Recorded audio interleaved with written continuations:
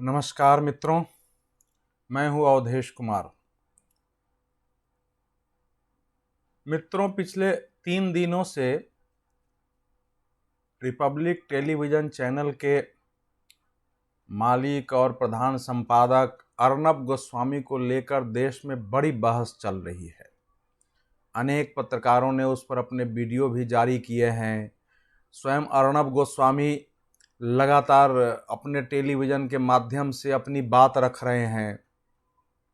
मैंने सपोर्ट अर्नब जो हैशटैग चल रहा था ट्विटर पर, उस पर एक ट्वीट किया था। बस उसके बाद मैं ज़रा रुकता हूँ। आप सबको कई बार लगता होगा कि मैं घटनाएं घटने के काफ़ी समय बाद आपके सामने विचार लेके क्यों आता हूँ। ये मेरा स्वभाव है। कुछ घटनाएं जिनके पूरे तथ्य और पूरी स्थितियां स्पष्ट न हो जाए, उनमें त्वरित आने का कोई लाभ नहीं है। जहां त्वरित आना होता है, मैं त्वरित भी आता हूं। तो इस घटना पर मैंने काफी सोचा विचारा, उसके बाद आपके समक्ष उपस्थित हूं। मित्रों, अभी की खबर यह है कि सुप्रीम कोर्ट ने अर्नब गोस्वामी को राहत दे दी है। सुप्रीम कोर्ट ने उनको जितने भी उन पर एफआईआर थे, उन पर 3 हफ्ता का स्टे लगा दिया है। इस बीच वो अग्रिम जमानत के लिए आवेदन कर सकते हैं। ज़्यादा चांस है कि उनको जमानत भी मिल जाए। जो मुंबई के पुलिस कमिश्नर हैं, उनको कहा गया है कि अर्नब गोस्वामी, उनका परिवार और उनके चैनल को सुरक्षा दी जाए। तो जाहिर है मुंबई पुलिस कमिश्नर के पास कोई चारा नहीं है। और जो नागपुर कोर्ट में इनके खिलाफ केस दायर हुआ था, उसको मुंबई ट्रांसफर करने का आदेश सुप्रीम कोर्ट ने दिया है। तो इस तरह अर्नब गोस्वामी को सुप्रीम कोर्ट से राहत मिल गई। लेकिन इसमें कई प्रश्न उलझे हुए हैं। कोर्ट से राहत मिलना, कोर्ट से छूट जाना, वो इसमें ज्यादा मायने मेरे लिए नहीं रखता है।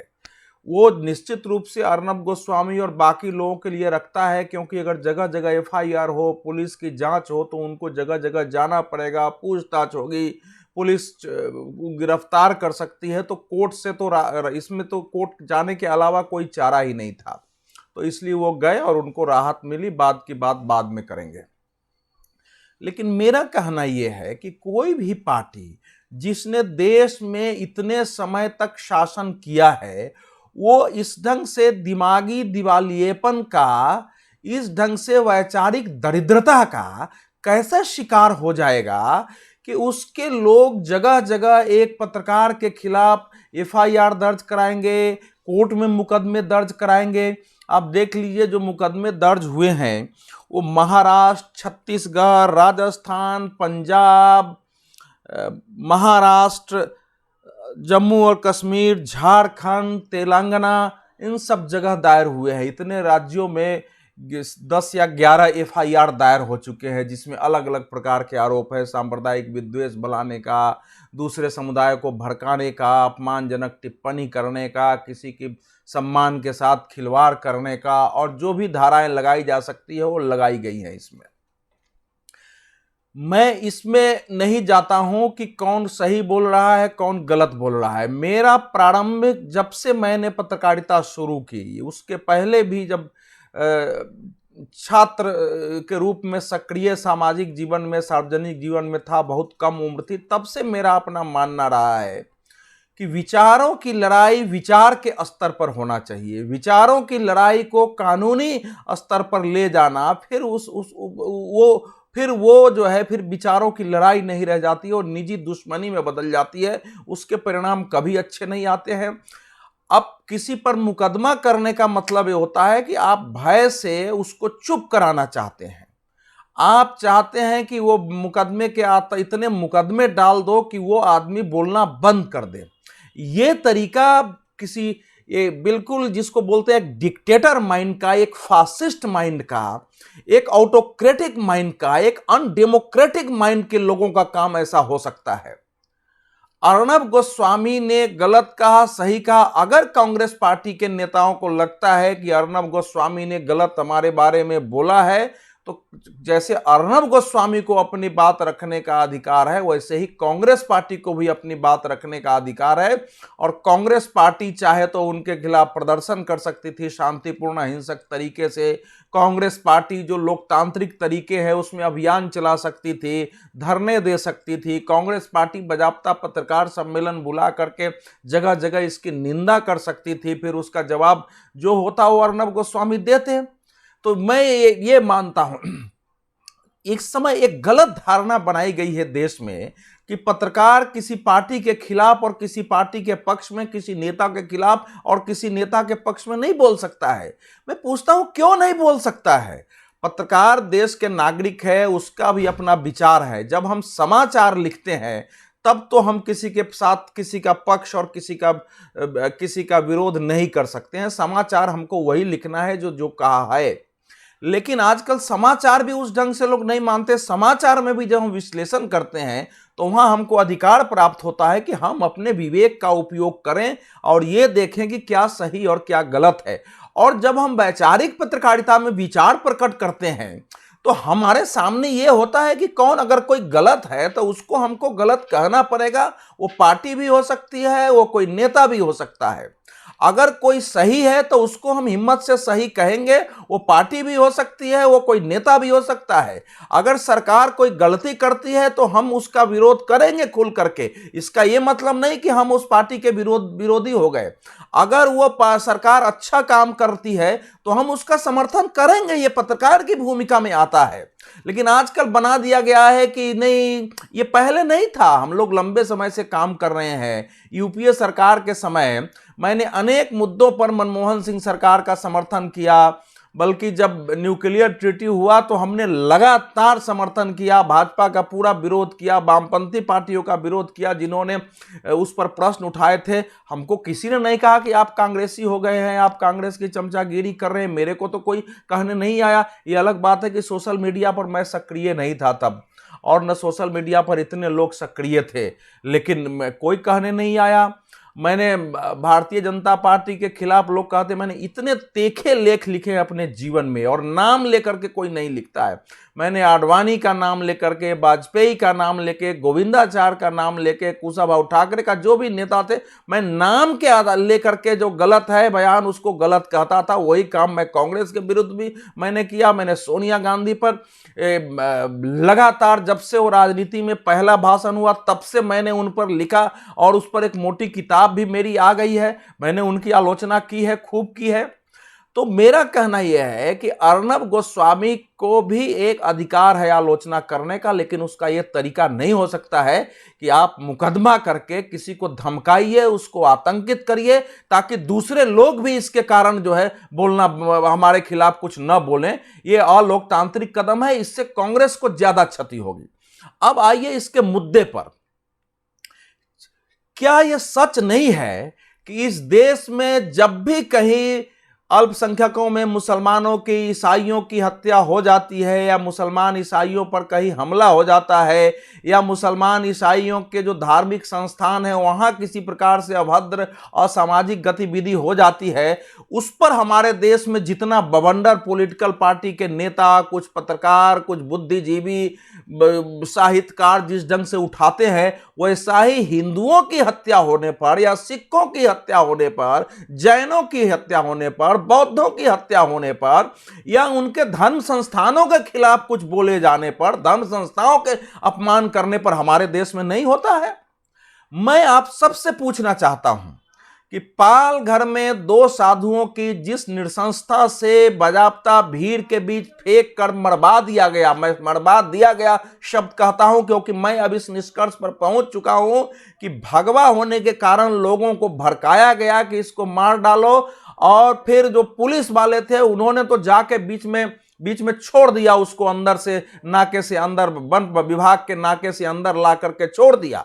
तो जिस ढंग से उनको मरवाया गया, वो हत्या हुई, क्या कांग्रेस पार्टी की जिम्मेवारी नहीं बनती थी? क्या सोनिया गांधी के अध्यक्ष होने के नाते राहुल गांधी, प्रियंका वाड्रा, इन सब का कोई दायित्व तो नहीं बनता था कि आकर के उसकी निंदा और आलोचना करें? और एक शब्द उनकी ओर से नहीं आया। तो ये प्रश्न अगर अर्नब गोस्वामी उठाते हैं या मैं उठाता हूं या कोई उठाता है कि आपको अखलाक की हत्या पर तो जो बिसहारा दादरी में हुआ उस पर तो आप छाती पीटती है, आप पहलू खान पर आपको बड़ी ममता आ जाती है, दिल्ली के चर्च में एक चोर घुसने की कोशिश कर रहा था, उसको बता दिया गया कि आरएसएस बजरंग दल ने हमला किया, बाद में पता चल गया। कहीं किसी शराबी ने चर्च पर एक पत्थर मार दिया, उस पर आपका स्टेटमेंट आ गया, हंगामा हो गया कि देश जा रहा है। आपने कोरोना से संबंधित कांग्रेस पार्टी की मीटिंग बुलाई, उसमें आपने आरोप लगा दिया सोनिया जी ने कि भारतीय जनता पार्टी और ये जो सरकार है ये कोरोना का सांप्रदायिकरण कर रही है। कैसे कोरोना का सांप्रदायिकरण हो गया? तबलीगी जमात ने जो कुछ किया उसके खिलाफ, अब मुसलमानों का वर्ग भी अलग बात है कि वो न बोलें, पूरे देश में उसके खिलाफ गुस्सा है, लेकिन कभी प्रधानमंत्री ने, सरकार ने मुसलमानों के खिलाफ कुछ बोला हो? बल्कि प्रधानमंत्री, गृह मंत्री और बड़े मंत्रियों ने तो तबलीगी जमात पर एक शब्द बोला भी नहीं है।